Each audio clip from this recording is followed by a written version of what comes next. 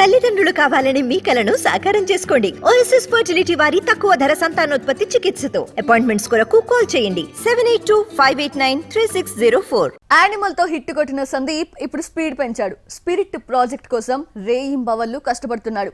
ఇప్పటికే script work climax కి రావడంతో షూటింగ్ స్కెడ్యూల్స్ పై ఫోకస్ పెట్టాడు. ఇంతకీ ఈ సినిమా పట్టాలెక్కేదెప్పుడు?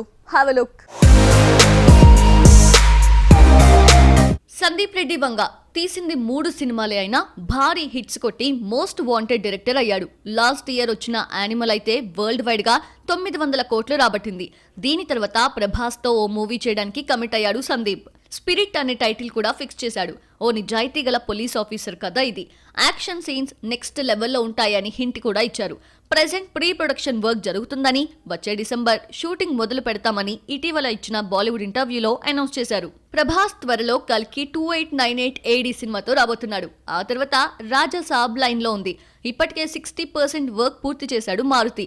పెండింగ్ వర్క్ దసరాలోపు కంప్లీట్ చేయాలని టార్గెట్ పెట్టుకున్నాడు. అందుకే డిసెంబర్లో స్పిరిట్ మూవీ స్టార్ట్ చేస్తాను అని చెబుతున్నాడు సందీప్. ఇప్పటికే ప్రభాస్ కాల్ షీట్స్ కూడా కేటాయించినట్లు తెలుస్తోంది. స్పిరిట్ మూవీ కంప్లీట్ అయ్యాక సలార్ 2 పట్టాలెక్కే ఛాన్స్ కనిపిస్తోంది. మరి యానిమల్ తో ట్రెండ్ బెండ్ తీసిన సందీప్ స్పిరిట్ తో ఎలాంటి మ్యాజిక్ క్రియేట్ చేస్తాడో చూడాలి.